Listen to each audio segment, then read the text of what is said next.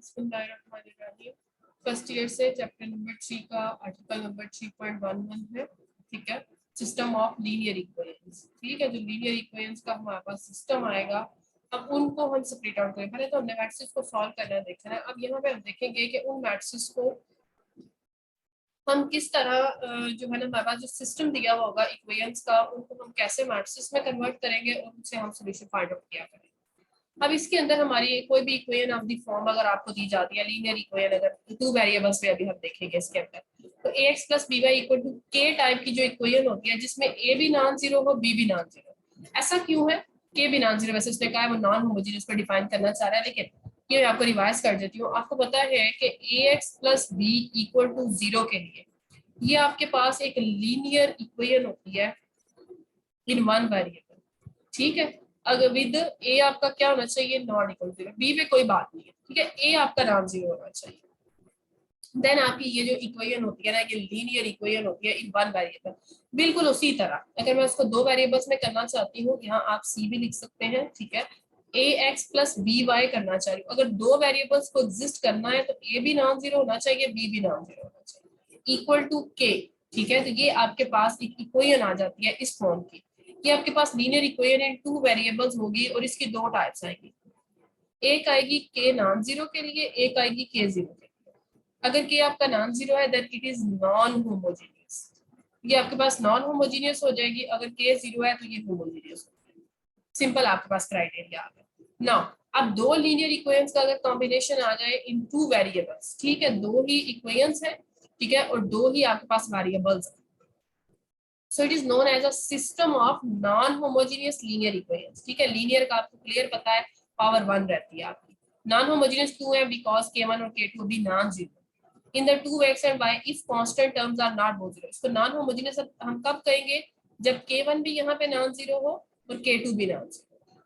ठीक हो गया, are not both zero, at a time zero नहीं है। ठीक है, यानी कि अगर ये जीरो हो जाता है फिर ये जीरो नहीं होगा, ये जीरो हो जाता है फिर ये नहीं होता। अगर दोनों नॉन जीरो है देन ये हमारे पास स्टैंडर्ड नॉन होमोजेनियस इक्वेशन आ जाती है। ठीक है, यानी एक जीरो हो सकता है, दोनों नहीं हो सकते। अगर इसके इक्वेशन के अंदर आपकी एक भी, ठीक है, अगर इसके अंदर के जीरो हो गया तो वो होमोजेनियस। अगर सिस्टम के अंदर अगर हमारे ये दोनों जीरो हो जाए, ठीक है, नॉन होमोजेनियस के लिए एटलीस्ट वन को नॉन जीरो होना चाहिए, दोनों भी हो सकते हैं, लेकिन अगर दोनों जीरो हो जाए देन आपकी क्या होती है, ये होमोजेनियस हो जाती है। यहाँ रिस्ट्रिक्शन लिख देती हूँ मैं आपको, अगर आपके दोनों जीरो हो जाए एट अ टाइम देन ये आपका system of homogeneous linear equations को डिस्क्राइब करता है। अगर at least one of k1 and k2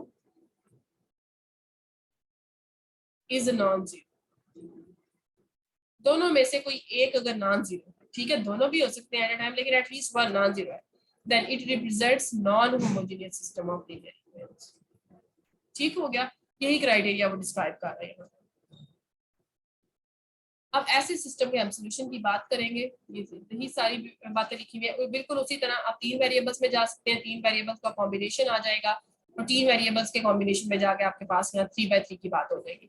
तीन ही आपके पास अननोन्स है। अननोन्स क्या है? x, y और z। ठीक है, और आपके पास कोएफिशिएंट्स डिस्क्राइब किए गए। अब इनके अंदर अगेन आपके पास वही कलेक्शन है। अगर आपका k1, k2, k3 ये जो आपका सारा वैल्यूज है, अगर ये जीरो है, ठीक है, then homogeneous system of linear equations बनाएगा। और अगर ये नॉट इक्वल टू जीरो है देन क्या बनाएगा? Non homogeneous. ठीक हो गया जी, यही बात है उसने यहाँ पे डिस्क्राइब की। System of non homogeneous in three variable कोई बात बता रहा है। अगर कांस्टेंट नॉन जीरो, अगर एक जीरो हो जाए, एक से ज्यादा भी जीरो हो सकती है, होमोजेनियस लाएगा। ये वही सारी बातें आती रही है। नेक्स्ट आपके पास कुछ एग्जांपल्स आ जाती हैं, कौन से आपके non homogeneous system of linear equations बताएंगे और कौन से आपके पास जो है ना किस तरह के बनाएंगे। और यहाँ ऑर्डर की बातें होंगी। अब जैसे आप इस सिस्टम को देखें, इसके अंदर दो रोज हैं, सिंपल पता लग रहा है, और तीन वेरिएबल्स हैं। ठीक है, कॉलम्स कौन देता है? वेरिएबल्स देते हैं हमें। सो तीन है तो 2/3 का लीनियर सिस्टम है। इसको देखें 3/3 का है, ये भी 3/3 का है, ये भी 3/3 का है। अब आपने इसको सॉल्व करना है। इस 3/3 आपको सॉल्व करने के लिए हमेशा अगर आपको एक कंसिस्टेंट क्राइटेरिया चाहिए, कंसिस्टेंट सॉल्यूशन चाहिए। ठीक है, अब यहाँ पे वो क्राइटेरिया डिफाइन करने लगा है, कोई भी सिस्टम कंसिस्टेंट या इनकंसिस्टेंट क्या होता है। ठीक है, कंसिस्टेंट आपके पास ऐसा क्राइटेरिया होता है जिसका सॉल्यूशन एग्जिस्ट करे। एक होता है आपके पास कंसिस्टेंट सिस्टम, एक होता है इनकंसिस्टेंट। कंसिस्टेंट सिस्टम आपके पास ऐसा सिस्टम होता है जिसका सोल्यूशन एग्जिस्ट करना चाहिए, ठीक है, मेरी बात वर्डिंग पे गौर कीजिएगा। सोल्यूशन एग्जिस्ट करना चाहिए, सोल्यूशन यूनिक भी हो सकता है, सोल्यूशन यूनिक आर्बिट्रेरी भी हो सकता है, यूनिक नहीं भी हो सकता, ठीक है, लेकिन सोल्यूशन एग्जिस्ट करता है। ऐसे सिस्टम को हम क्या कहते हैं? कंसिस्टेंट। और ऐसा सिस्टम जिसमें solution does not exist, solution exist ही नहीं करता, ऐसे सिस्टम को हम क्या कहते हैं? इनकंसिस्टेंट।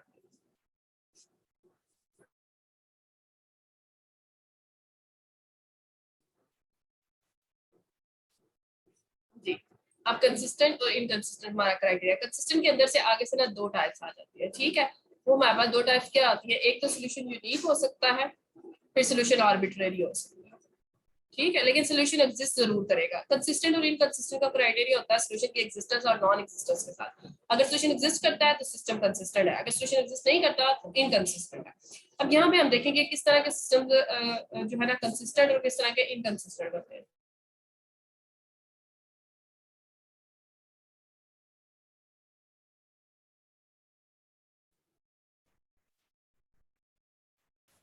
जी, तो यही अब हम देखने लगे हैं इस सिस्टम के अंदर कि हम अब 3x3 का लीनियर सिस्टम सॉल्व करेंगे और हम क्राइटेरिया बताएंगे कि कब हमारा सिस्टम कंसिस्टेंट होता है और कब इनकंसिस्टेंट होता है, ठीक है। अब सोल्यूशन की एग्जिस्टेंस कब हमारे पास वैलिड होगी और कब वो हम कहेंगे कि सोल्यूशन एग्जिस्ट नहीं करता, इन बातों को हम जो है डिस्कस करेंगे।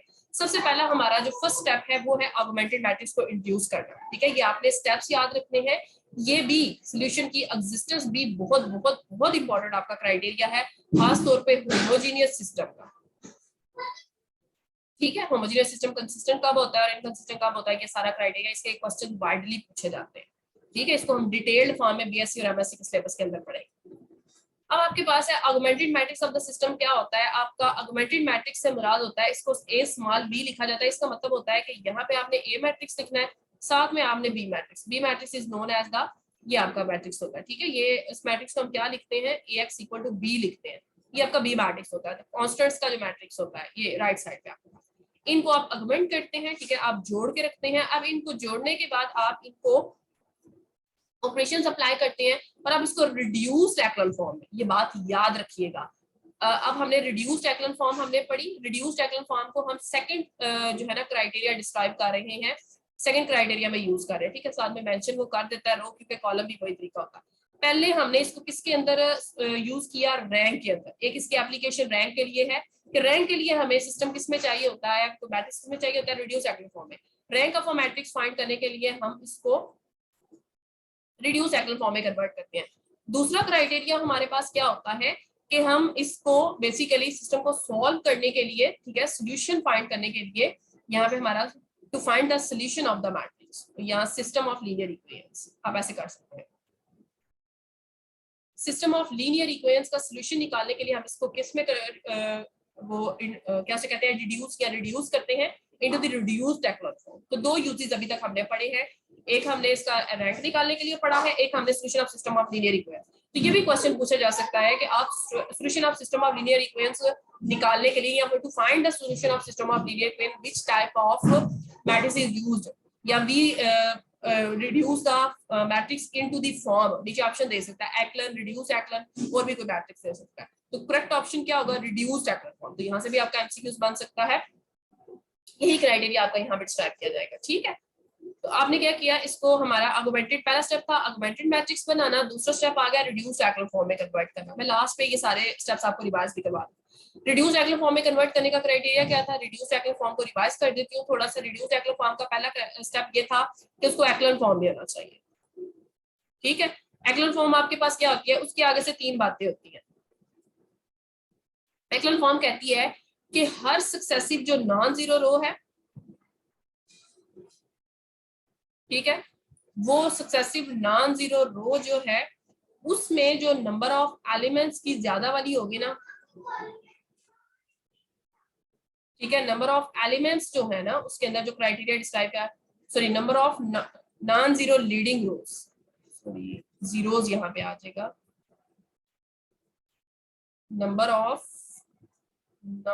जीरो लीडिंग एंट्रीज, ठीक है।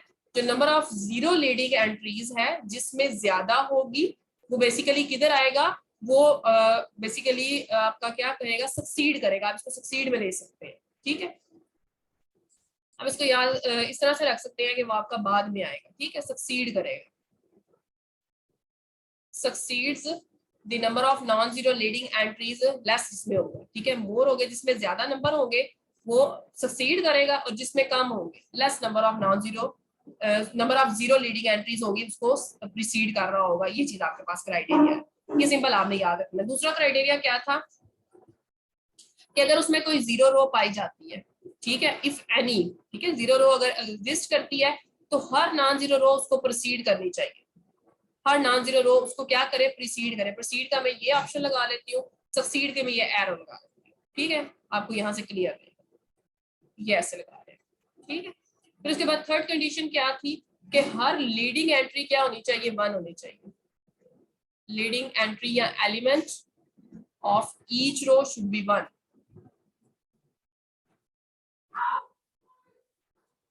ठीक हो गया, ये सारा क्राइटेरिया था एक्लन फॉर्म का, रिवाइज कर दिया मैंने आपको। सेकंड, लेकिन हमें क्या चाहिए, reduced echelon form. Reduced echelon form में सेकंड प्रॉपर्टी क्या होती है कि वो जो रो लीडिंग एंट्री है ना,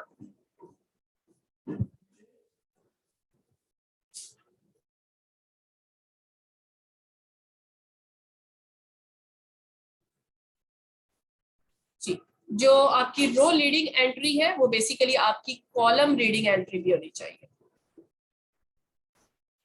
that is known as the reduced echelon form, ठीक है। यानी कि आप अगर रो वाइज देखते हैं तो भी वो लीडिंग एंट्री है, कॉलम वाइज देखते हैं तो भी लीडिंग एंट्री, ये चीज आपके पास रिड्यूस्ड एक्लन फॉर्म में डिस्क्राइब की जाएगी। ये सारा आपका क्राइटेरिया था। अब क्वेश्चन देख लेते हैं। 2 स्टेप्स हम सिचुएशन को सॉल्व करने के लिए कर रहे हैं। पहला ये है कि हमने उसको क्या करना है, ऑगमेंटेड मैट्रिक्स में कन्वर्ट करना है। दूसरा स्टेप क्या है, उसकी रिड्यूस्ड एक्लन फॉर्म निकालनी है, चाहे वो कॉलम हो चाहे रो, या रो ही इजी होती है तो रो ही निकालते हैं सब, ठीक है। रिड्यूस एक्लन फॉर्म निकालनी है, वो हमने निकाल ली, ठीक है। आप इस पे ऑपरेशन लगाएंगे, आपको लगाने आते हैं, अब आपको इजीली फेमिलियर है।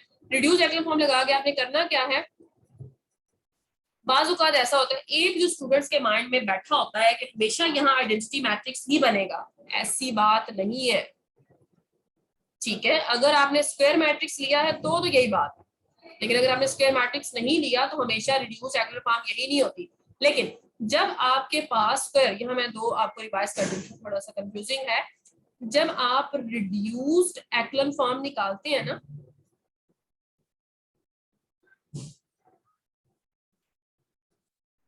रेक्टेंगुलर मैट्रिक्स की,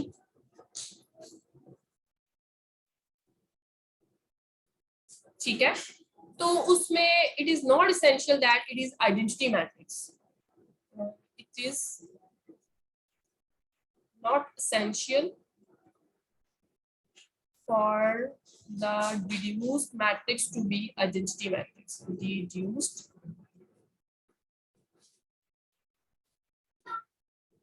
identity matrix, ठीक है। लेकिन ये आपका पहला क्राइटेरिया। लेकिन जब आप निकालते हैं स्क्वायर मैट्रिक्स की,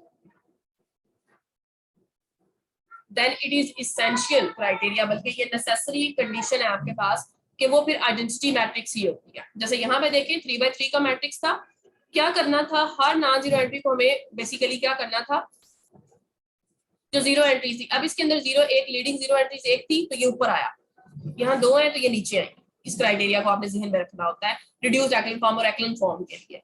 अब जब आप इसको डिड्यूस करेंगे तो आपके पास अगर टोटल, अब आपने यहाँ से याद रखना है, ठीक है। अब आपके पास यहाँ पे क्या आ गया है, तीनों 1 आ गए हैं और ये आपका क्राइटेरिया आइडेंटिटी मैट्रिक्स, ये I3 आ गया, ठीक है।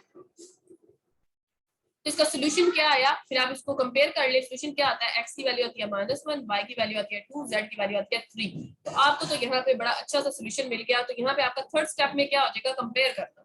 रिड्यूस एक्लन फॉर्म में आपने उसको कन्वर्ट कर लिया, कन्वर्ट करने के बाद आपका क्राइटेरिया क्या आएगा कि आपने उसको इक्वेट कर लेना है ऑगमेंटेड मैट्रिक्स के साथ, ठीक है। इक्वेट करने से आपका क्या आंसर आ जाता है, यहाँ से x की वैल्यू -1 ये आपके पास निकल आई, y की वैल्यू 2 आ गई और z की वैल्यू 3 आ गई। ये आपका एक सिस्टम को आपने सॉल्व किया। थर्ड स्टेप आपका होता है इक्वेटिंग द वैल्यूज।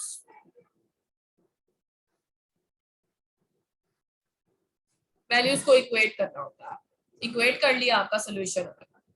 अब यहाँ पे क्राइटेरिया थोड़ा सा चेंज आएगा। अब ये तो ऐसा सिस्टम था कि इक्वेट करने से तीनों की वैल्यूज आ गई। सेम यही स्टेप आपने दूसरे सिस्टम पे लगाने हैं जो आपको दिया हुआ था, ठीक है। ये ऑगमेंटेड मैट्रिक्स निकाला, ठीक है, पहला स्टेप हो गया। फिर रिड्यूस एक्सेल फॉर्म में कन्वर्ट किया, लेकिन जब आपने इसको रिड्यूस एक्सेल फॉर्म में कन्वर्ट किया, यहाँ पे क्या हुआ, ये सारे जीरो हो गए, ठीक है। ये भी रिड्यूस एक्सेल फॉर्म में, हमने कहा था अगर कोई जीरो रो होती है तो वो सक्सीड करती है, वो नीचे आएगी, ठीक है, और दूसरी क्या आएंगे, ऊपर आएंगे। लेकिन इसको इक्वेट यहाँ भी किया जा सकता है। जब आप इक्वेट करेंगे यहाँ से, अब आपका क्या हुआ है, यहाँ 0 है, तो ये बड़ी इंटरेस्टिंग सी इक्वेशन होती है, ये हमें आर्बिट्रेरी सॉल्यूशन देती है। ये वाली देखें, 0 अब आप देखें इस इक्वेशन का हर एलिमेंट एक सोल्यूशन है। z की जगह 1 पुट करूं, सोल्यूशन है। z की जगह 2 पुट करूं, सोल्यूशन है। z की जगह k पुट करूं, सोल्यूशन है। z की जगह लैम्डा पुट करूं, सोल्यूशन है। एक पैरामीटर आ गया ना, कोई भी एक t वैल्यू, तो इसलिए हम इसको z = t लेट कर लेते हैं। जो भी पुट करेंगे आंसर आपका सेटिस्फाई करेगा, ठीक है। कोई भी पॉइंट या कोई भी नंबर आपका किसी भी इक्वेशन का सोल्यूशन कब होता है, जब उसको सेटिस्फाई करता है। तो z = t उसको सेटिस्फाई करता है, जब उसको सेटिस्फाई करता है वो इसका सोल्यूशन होगा। तो वो एनी वैल्यू ऑफ g को सेटिस्फाई करता है, सो दैट्स व्हाई इसका हर पॉइंट ही इसका एक सोल्यूशन है। हर point any value of g के लिए सेटिस्फाई करता है। So first and second equation में हम बेसिकली क्या करेंगे, x और y की वैल्यू z की फॉर्म में निकाल लेंगे। z आर्बिट्रेरी है तो उसको कोई भी infinitely many values of x और y निकल आएंगी हमारे पास। तो अगर z को हम t लेट करते हैं, ठीक है, तो y की भी कोई t की फॉर्म में वैल्यूज आएंगी, x की भी t की फॉर्म में। तो ये हमारे पास एक huge collection of infinitely many solutions आ जाएंगे। जो जो हम t को डिफरेंट वैल्यूज देंगे, हमारे पास बिल्कुल उसी तरह x और y की डिफरेंट वैल्यूज आती जाएंगे। So we get the infinite many solution. ऊपर भी सॉल्यूशन आया था, लेकिन सॉल्यूशन क्या था, यूनिक था। यहाँ भी सॉल्यूशन एग्जिस्ट किया, लेकिन इनफाइनाइटली मैनी, और इसको आर्बिट्रेरी सॉल्यूशन भी कहा जाता है। मैनी सॉल्यूशंस आपके पास आ जाते हैं, ठीक है। लेकिन क्या हुआ, यहाँ पे सॉल्यूशन तो एग्जिस्ट किया, ये सॉल्यूशन की एग्जिस्टेंस होती है। स्टूडेंट्स ने इनफाइनाइटली मैनी आ जाए तो भी कहते हैं सॉल्यूशन एग्जिस्ट नहीं किया, उसको भी इनकंसिस्टेंट कह रहे होते हैं। ऐसा नहीं है, सॉल्यूशन एग्जिस्ट करना चाहिए, चाहे वो यूनिक करे चाहे वो यूनिक ना हो। Then such a system is known as the consistent solution. Inconsistent कब होगा, ये प्रॉब्लम है मेन, ठीक है। मैं आपको कंपैरिजन भी लास्ट में बताऊंगी। अब तीसरा मैट्रिक्स उसने सिस्टम लिया, तीसरे सिस्टम को उसने सॉल्व करना शुरू किया, आर्गुमेंटेड लिया, रिड्यूस एक्सेल फॉर्म में कन्वर्ट किया। अब आप यहाँ पे देखें, जब वो इसको सॉल्व करता है, 0z = 4। अब देखें 0 4 के इक्वल हो सकता है, ऐसा तो कभी नहीं हो सकता। क्या 0 4 के इक्वल होता है, कभी भी नहीं। सो इट इज एन, आपके पास रॉन्ग स्टेटमेंट आ गई है, रॉन्ग इक्वेशन आ गई है। तो जब हमारे पास कुछ ऐसी कंडीशन आ जाए जो वैलिड नहीं है, नॉट वैलिड है, तो आपका सोल्यूशन एग्जिस्ट ही नहीं करता, आपका सिस्टम अच्छा कंस्ट्रक्ट ही नहीं हुआ हुआ। सो सिस्टम इज इनकंसिस्टेंट जी, तो आपका सिस्टम कंसिस्टेंट नहीं रहता। तो इसका जो शॉर्टकट क्राइटेरिया है वो सारा आपका यहाँ पे ये सारे पैराग्राफ में लिखा हुआ है, ठीक है। ये आप सारा पढ़ लीजिएगा, मैं आपको शॉर्टकट बता देती हूँ, ठीक है। यहाँ लिख दीजिए, यहाँ शॉर्टकट क्या होता है, आप क्या बनाते हैं, आर्गुमेंटेड मैट्रिक्स बनाते हैं। क्या कन्वर्ट करते हैं, रैंक में कन्वर्ट करते हैं, ठीक है। अगर तो आपकी जो रैंक है उस आर्गुमेंटेड मैट्रिक्स की, ठीक है, वो इक्वल आती है आपके पास रैंक ऑफ ए के, जो ए मैट्रिक्स की रैंक है। रैंक ऑफ ए जो ओरिजिनल मैट्रिक्स होता है ना, उसकी rank. Rank of A B का मतलब होता है आपने बी वाले को देखना होता है, ठीक है। मैं आपको रैंक देखना भी बताती हूँ किस तरह आपने देखनी है। और वो अब rank of A B equal आ गया रैंक ऑफ ए के, ठीक है। अब यहाँ से दो क्राइटेरिया आएंगे, ये जो हमने बात की है ना, उससे अगला दो क्राइटेरिया आएंगे। पहली बात और दूसरी बात। पहली बात ये है कि अगर वो less than number of unknowns आती है, नंबर ऑफ अननोन्स मतलब नंबर ऑफ वेरिएबल्स वैल्यू देती है, ठीक है, जो आपके लिए आसानी है। और एक होता है greater than number of variables आती है, ठीक है। फिर तीसरा होता है equal to number of variables आती है।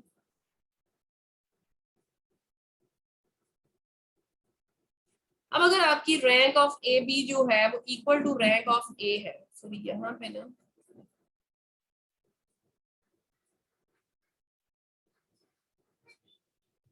ये दिया है, यहाँ पे ये, ठीक है। अब ठीक है जी, less than number of variables आ जाए आपके पास, क्या इक्वल टू नंबर ऑफ। अब ये तो बड़ा इंटरेस्टिंग है। अब देखें जितनी ए की रैंक है उतनी ए बी की रैंक है, ठीक है। जितनी ए के अंदर नॉन जीरो रोज है उतनी ए बी के अंदर है, और उतने ही वेरिएबल्स हमें चाहिए, तो हमें उतनी ही इक्वेशंस मिलेंगी जब भी आपके पास नंबर ऑफ इक्वेशंस, आपको एक ये सिस्टम याद होगा, number of equations equal to number of unknowns हो तो सॉल्यूशन एग्जिस्ट करता है आपके पास।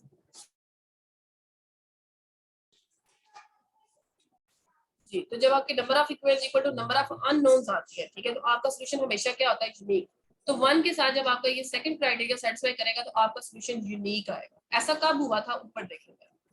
पहला सिस्टम जब हमने सॉल्व किया, इधर गया हमारा फर्स्ट सिस्टम, ये रहा, देखिए ये ए मैट्रिक्स है, ठीक है, इसकी रैंक क्या है, 3 है। आर्गुमेंटेड मैट्रिक्स जो हमने साथ किया, इसकी मैट्रिक्स की रैंक क्या है हमारे पास, उसकी भी 3 है, दोनों की रैंक सेम हो गई।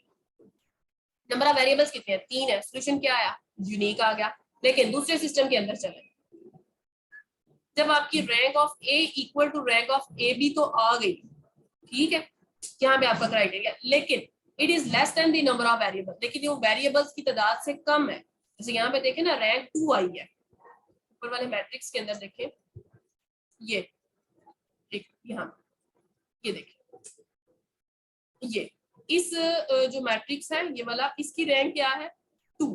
जो ऑगमेंटेड मैट्रिक्स है उसकी रैंक क्या है, 2। दोनों की रैंक तो सेम आ गई है, ठीक है, ये 0 हो गया सारी रो, लेकिन it is less than number of variable, variables तो 3 इन्वॉल्व थे। सो सच केस में आपका सॉल्यूशन तो एग्जिस्ट करता है, लेकिन इनफाइनाइट सॉल्यूशन एग्जिस्ट करता है, इनफाइनाइटली मैनी सॉल्यूशंस। क्राइटेरिया समझ में आ गया। सॉल्यूशन की एग्जिस्टेंस के लिए या कंसिस्टेंट सिस्टम कब होता है, सिंपल, आप डायरेक्टली जब देखा करेंगे ना कि rank of A B equal है रैंक ऑफ ए के, आपका सिस्टम कंसिस्टेंट हुआ है।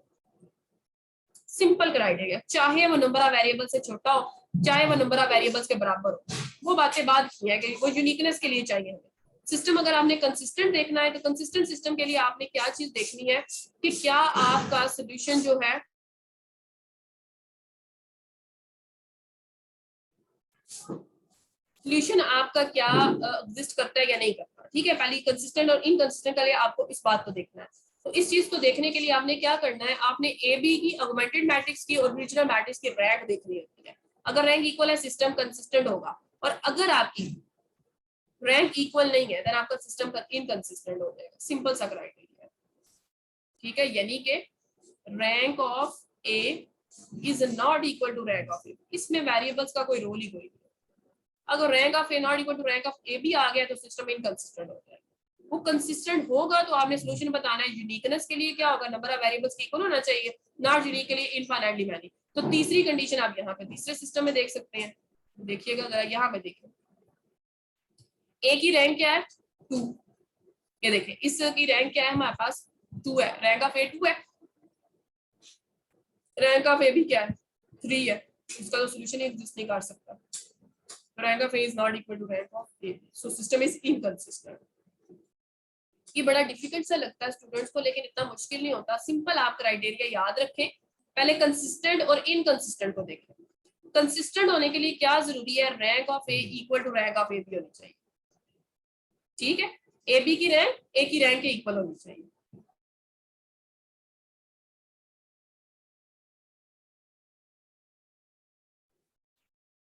जी, जब आपने देखना है कि मैट्रिक्स ए की जो रैंक है वो ए बी की रैंक के इक्वल आ रही है, देन सिस्टम क्या होगा, कंसिस्टेंट होगा। और अगर ए बी की रैंक ए की रैंक इक्वल नहीं है, सिस्टम इनकंसिस्टेंट। सिंपल सा क्राइटेरिया। फिर अगर कंसिस्टेंट के अंदर वो आपको यूनिकनेस वगैरह पूछ रहा है और इनफाइनाइट मैनिपुलेशन, फिर आपने वेरिएबल्स की बातें करनी है, अदरवाइज नहीं करनी।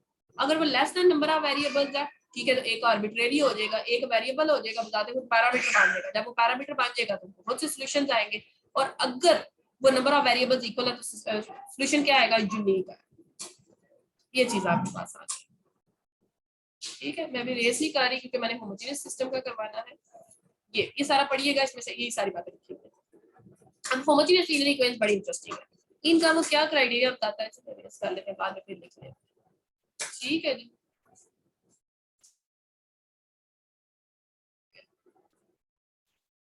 जी, जब आपके पास होमोजेनियस लीनियर इक्वेशंस आती हैं, अब इसके अंदर देखें ये सारी साइड्स पे 0 है, तो सबसे पहला क्राइटेरिया, जैसे आप किसी इक्वेशन को देखें, ax इक्वल टू आप ले लेते हैं 0, तो इसको सबसे पहले कौन सेटिस्फाई करता है, x इक्वल टू 0।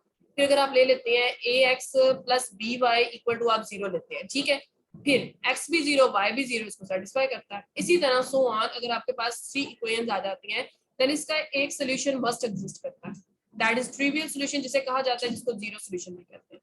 तो इससे रिलेटेड भी आपके बहुत से क्वेश्चंस आते हैं और बहुत कॉम्प्लिकेटेड क्वेश्चंस भी इसके बन जाते हैं। लेकिन अगर आपके कॉन्सेप्ट्स क्लियर हैं, आप अभी से फर्स्ट ईयर में इसको समझ लेते हैं, देन हाई लेवल पे जाके आपको ये बड़ा आसान लगेगा। ठीक है, अब यहाँ से देखें, सिस्टम होमोजेनियस था, उसका एक सोल्यूशन एग्जिस्ट किया और चाहे जैसा भी किया, मैंने आपको बताया सोल्यूशन एग्जिस्ट करना चाहिए और जैसा मर्जी हो, छोड़ दे वो बातें, छोड़ दे, सोल्यूशन एग्जिस्ट करता है, सिस्टम क्या होगा, कंसिस्टेंट। तो होमोजेनियस सिस्टम के बारे में पूछा जाता है ये कैसा सिस्टम है, it is always a consistent system. ठीक है, ये ऑलवेज क्या होता है, कंसिस्टेंट सिस्टम होता है। ठीक हो गया, ये बात उसने लिखी है। अब होमोजीनियस ऐसा सिस्टम जिसका ट्रिवियल, ये हमेशा क्या, उसका ट्रिवियल सोल्यूशन तो हमेशा करेगा। बातें होती हैं इसके बारे में कि नॉन ट्रिवियल कब करेगा। ठीक है, अगर इन सिस्टम इस सिस्टम का जो कंसिस्टेंट है, जिसका सोल्यूशन एग्जिस्ट करता है, ट्रिवियल तो ऑलवेज करेगा, कंसिस्टेंट ये है। लेकिन अगर इसका इस 000 के अलावा कोई सोल्यूशन एग्जिस्ट कर जाए, वो कौन सा सोल्यूशन होगा, वो नॉन ट्रिवियल होगा। ठीक है, होमोजीनियस सिस्टम का अगर ट्रिवियल के अलावा भी कोई सोल्यूशन एग्जिस्ट करता है, तो ऐसे सोल्यूशन को हम क्या कहते हैं, नॉन ट्रिवियल सोल्यूशन कहते हैं। और वो नॉन ट्रिवियल अब आपके पास हमेशा क्या हुआ करेगा, वो यूनिक नहीं होता, फिर आर्बिट्रेरी होता है। ये बात मेरी याद रखिएगा हमेशा। ठीक है, ऐसा क्यों होगा वो देखिएगा, आपके नॉन ट्रिवियल क्यों आया करेंगे। ये सारी चीजें कोई लिखी है जो मैंने आपको बता दी। ठीक है, ये उसने बताया हुआ है कैसे जीरो सोल्यूशन आता है। अब यहाँ पे उसने बताया हुआ है कि अब ये बड़ा इंपॉर्टेंट डेफिनेशन है, अब उससे कैन बी रिटन है, इसको इस फॉर्म में लिखा जा सकता है। ये बड़ा ही इंपॉर्टेंट आपका क्राइटेरिया बताया हुआ है, मैं इसको मार्क कर देती हूँ, इसको बेशक हाईलाइट कर लीजिएगा। ये वाला बहुत ही इंपॉर्टेंट आपकी बातें लिखी हुई है। क्या चीज लिखी हुई है कि आपके सिस्टम का सिर्फ trivial possesses only trivial solution, under what condition a homogeneous system of linear equation possesses only trivial solution। ऐसी कौन सी कंडीशन है जिसके अंडर होमोजीनियस इक्वेशन का सिर्फ ट्रिवियल सोल्यूशन होगा। तो यहाँ पे एक क्वेश्चन और भी अराइज हो सकता है कि वो कौन सी कंडीशन है जिसके अंदर हमारा होमोजीनियस इक्वेशन का जो सिस्टम होता है वो नॉन ट्रिवियल सोल्यूशन एग्जिस्ट करेगा। एक तो है ना ट्रिवियल के लिए उसने बता दिया, यहीं से हम डिड्यूस कर सकते हैं फॉर नॉन ट्रिवियल। ठीक हो गया, ट्रिवियल के लिए क्या कंडीशन है, ये रही नॉन जीरो। नॉन ट्रिवियल के लिए क्या होगी, इधर से डिड्यूस कर ले, मैंने आपको बताया उल्ट कर लिया करें। ये बस याद रखने वाली चीज है, बहुत बहुत बहुत इंपॉर्टेंट है और ये पीपीएससी के क्वेश्चंस में भी पूछा गया है। ठीक है, एजुकेटर्स की जॉब्स में भी इस तरह के क्वेश्चन पूछे जाते हैं, यूपीएससी में भी पूछे जाते हैं, क्योंकि ये बिल्कुल बेसिक लेवल पे इसलिए पूछा जाएगा। ठीक है, आपने याद रखना है। और फिर उसने रीजन भी बताई ऐसा क्यों है।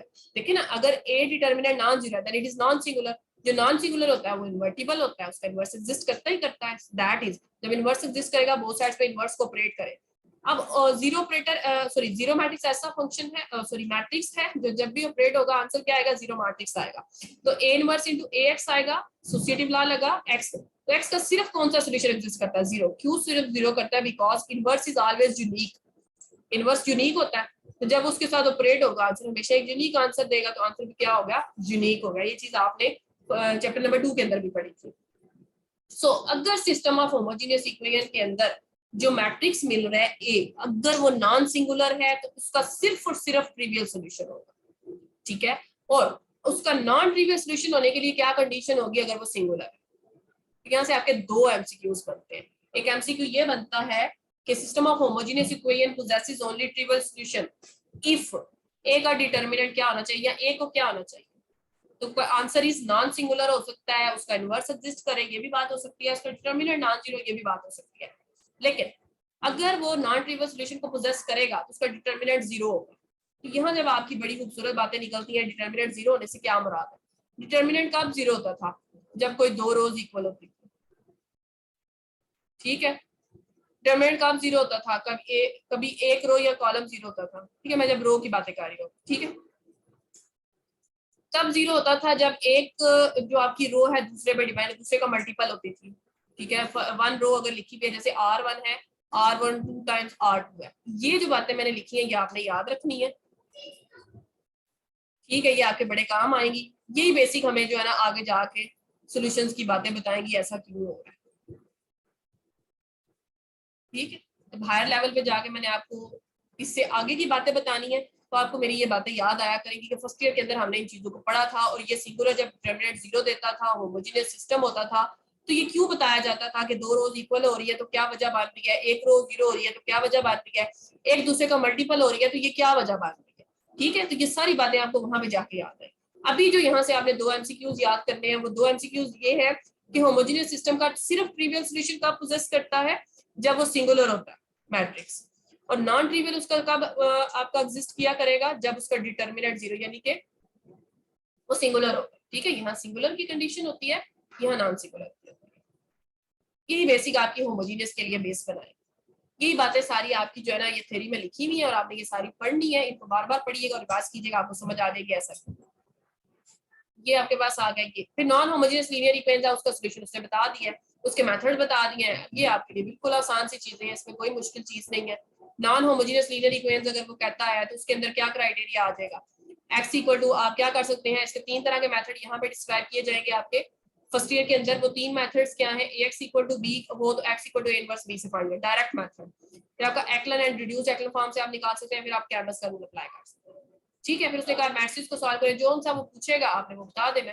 ये आप का आता है, इसमें कोई चीज ऐसी है जो आपको ना समझ आती हो, इसको आप सॉल्व कर सकते हैं, प्रैक्टिस करें, आपको इनवर्सेस निकालने आए, आप सिस्टम्स को चेक करें। इनको करने का ये है, एक्चुअली इसका क्वेश्चन तो नहीं आएगा कि आप इसको सॉल्व करें सिस्टम को, लेकिन वो सिस्टम देके ये जरूर पूछ सकता है कि ये कंसिस्टेंट है या नहीं, इस तरह की बातें वो पूछ सकता है। ठीक है, फिर वो ये भी पूछ सकता है, होमोजेनियस सिस्टम देके पूछ सकता है कि ट्रिवियल सॉल्यूशन आएगा या नॉन ट्रिवियल आएगा, ऐसी बातें पूछ सकता है। तो इन सिस्टम्स को आप सॉल्व करके आप अपना एक अच्छी कलेक्शन इंट्रोड्यूस कर सकते हैं, जिसमें आप बताएंगे कौन सा सिस्टम कंसिस्टेंट है, कौन सा इनकंसिस्टेंट है, किसका यूनिक सॉल्यूशन आता है, किसका नॉन यूनिक आता है। फिर आप इसी तरह इन्हीं के होमोजेनियस सिस्टम बना के आप चेक कर सकते हैं कौन से नॉन ट्रिवियल सॉल्यूशन देते हैं और कौन से नहीं देते। तो ये अगर आप करना चाहें तो आपके पास बहुत सी एग्जांपल्स यहाँ से आपकी रिड्यूस हो जाती है। क्रैमर्स रूल पड़ा हुआ है, क्रैमर्स रूल से आप फेमिलियर है, सिंपली आप क्रैमर्स रूल कर सकते हैं, इसमें कोई डिफरेंट चीज नहीं है। मैं थोड़ा सा यहाँ से बता देती हूँ। सिंपल आपने क्या करना होता है, ये जैसे अगर आप x1 की वैल्यू निकालना चाहते हैं तो आप x वाली रो जो कॉलम होता है ना, पहला कॉलम छोड़ के वहां पे आप बी मैट्रिक्स लिखते हैं। ठीक है, जो बी मैट्रिक्स आपको होता है, बाकी सारा कुछ वही होता है, नीचे डिटरमिनेंट आ जाता है, बाकी कुछ भी नहीं है इसमें, क्रैमर्स रूल आपको आता है। ठीक है, इसलिए मैं इसको रिवाइज नहीं कर रही, वैसे इसको हम 9-10 में करेंगे। 3.5 अब आपकी सॉल्व हो जाएगी। ये सारी आपकी एक अच्छी कलेक्शन है। बिल्कुल उसी तरह सिंगुलर के लिए ऐसे क्वेश्चन बहुत पूछे जाते हैं। Find the value for which the system had non trivial solution, जिसके लिए उसके नॉन ट्रिवियल सॉल्यूशन एग्जिस्ट करे, चूंकि होमोजेनियस है। होमोजेनियस में नॉन ट्रिवियल सॉल्यूशन कब एग्जिस्ट करता है, जब डिटरमिनेंट 0 के इक्वल। खत्म हो गई बात, बस इसका डिटरमिनेंट निकालेंगे, लैम्डा की वैल्यू निकालेंगे। तो ऐसे क्वेश्चन 2 मार्क्स के पूछे जा सकते हैं। थोड़ा इजी दे सकता है ना, ज्यादा कॉम्प्लिकेटेड भी दे सकता है, इजी भी दे सकता है। फिर अच्छा, आगे वाला क्वेश्चन भी इससे बड़ा ही इंटरेस्टिंग सा क्वेश्चन है। वो कहता है, पहले उसने पूछा है वो लैम्डा की वैल्यू बताएं जिसके लिए सिस्टम नॉन ट्रिवियल सॉल्यूशन रखता है। ठीक है, फिर वो कहता है लैम्डा की वो वैल्यू बताएं for which the system does not possess a unique solution, जिसके लिए सिस्टम का यूनिक सॉल्यूशन नहीं आता। ठीक है, also solve this system for the value of lambda. System को लैम्डा की वैल्यू के लिए आपने सॉल्व, पहले आपने लैम्डा की वो वैल्यू निकालनी है जिसके लिए सिस्टम यूनिक सॉल्यूशन नहीं देता। ठीक है, तो आप इसको क्या करेंगे, आप इसको रिड्यूस एक्लन फॉर्म में लेके जाएंगे। फिर रिड्यूस एक्लन फॉर्म में यूनिक सॉल्यूशन कब नहीं आता, जब आपके पास रैंक ऑफ ए बी ए की रैंक के इक्वल हो, रैंक ऑफ ए तो रैंक ऑफ ए बी के इक्वल हो। आपने ये चीज चेक करनी है। फिर अगर वो less than number of variables आती है या नंबर ऑफ अननोन्स आती है, तो वो आपको क्या करेगी, यूनिक सॉल्यूशन नहीं देगी। ठीक है, does not possess, does not possess का मतलब है आपको लैम्डा को वो वैल्यू निकालनी पड़ेगी जिसपे यूनिक सॉल्यूशन नहीं आता। अगर यूनिक सॉल्यूशन होगा तो उसी क्राइटेरिया से आप इसको सॉल्व करेंगे। बहुत इंपॉर्टेंट, बहुत बहुत बहुत ज्यादा इंपॉर्टेंट है आपका क्वेश्चन। ठीक है, तो फिर आपने लैम्डा की जब वो वैल्यू निकल आएगी, आप इसमें पुट करेंगे, फिर आप इसको लैम्डा के लिए सॉल्व करेंगे। सिस्टम आप किसी भी तरह सॉल्व कर सकते हैं, वो आपकी मर्जी है जी। आगे क्या है जी, it is the end of this exercise and also the chapter. So chapter 3 आपका डन हुआ। अब आप इसको इजीली सॉल्व कर सकते हैं, और ये आपका ह्यूज चैप्टर भी बड़ा था, और इसकी जो है ना इम्पोर्टेंस भी बहुत ज्यादा है, इसकी एप्लीकेशन भी बहुत ज्यादा आती है, और इसको हम यूज भी बहुत ज्यादा करेंगे। इससे वर्ड लेवल का हम एक पूरा एक चैप्टर पढ़ेंगे। समझ लेंगे आपने इससे रिलेटेड 3-4 किताबें पढ़ने हैं, ये ज़हन में रखिएगा।